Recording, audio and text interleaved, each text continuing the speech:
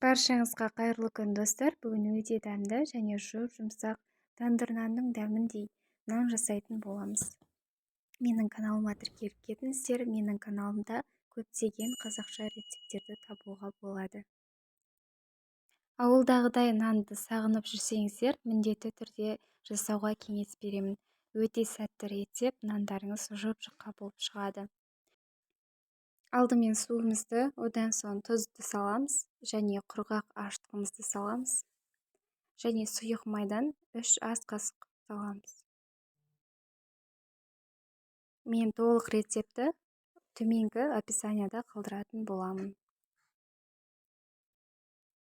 Осылай ергенше араластырып аламыз, одан соң 5 минутқа бетін жауып қалдырамыз.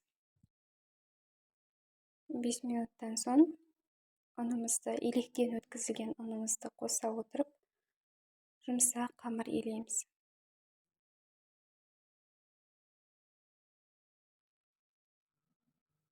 $450 грамдық ұнымыз жетпей қалса, тағы да 50 грамдай ұнымызды қосып, жұмсақ қамыр болғанша илеп аламыз.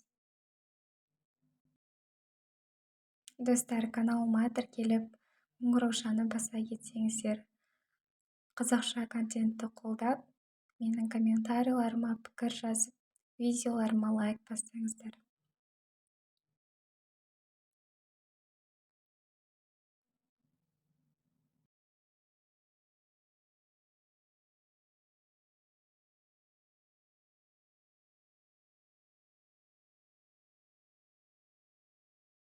Міне, қамырымыз да дайын болып қалды. Одан соң бетін жауып, жылы жерге 1 сағатқа қалдырамыз. 1 сағатта менде осылай болып көтерілді. Кішкене ұнымызды сеуіп, қамырымызды ыдыстан аламыз. Кішкене қолдың көмегімен илеп, бөліктерге бөліп аламыз.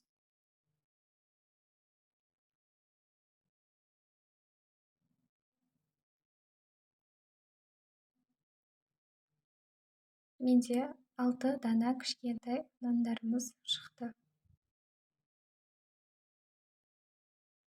Көз мөлшерімен шамалап, 6-ын бірдей қылып кесіп алдым.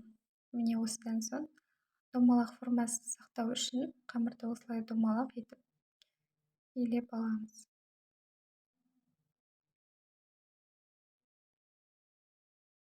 5 минут қалдырып бетін жауып аламыз. Одан соң нанымызды видеода көрсетілгендей жаямыз.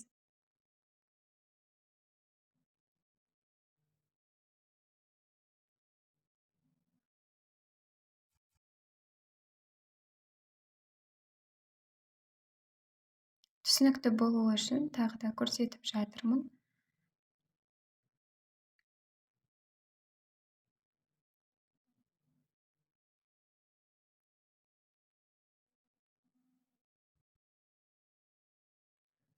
Осы кезде пешімізді алдын ала 180 градусқа қыздырып аламыз. Қызып тұрған пеште кез келген тамағымыз, нанымыз көтеріліп, жақсы пісетін болады. Осылай шаншқының көмегімен ортасын тесіп алған болатынмын. Ортасы көтеріліп кетпес үшін.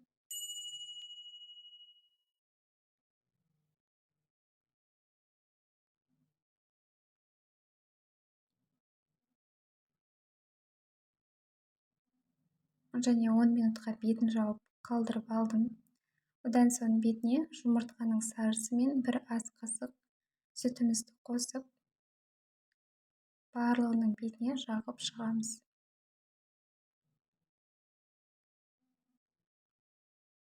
Сонда нанымыздың беті жылтырап, өте әдемі болып шығады. Барлық шетіне толықтай жағамыз.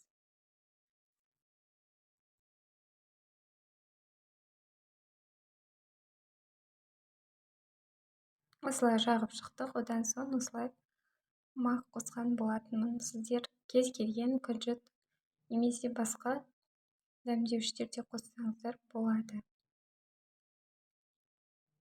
Осылай 180 градуста 20-25 минутта пісіріп алған болатынмын. міндетті түрде жасап көріңіздер, осындай әдемі болып шығады. Өте сәтті рецепт. Сіздерге ас болсын.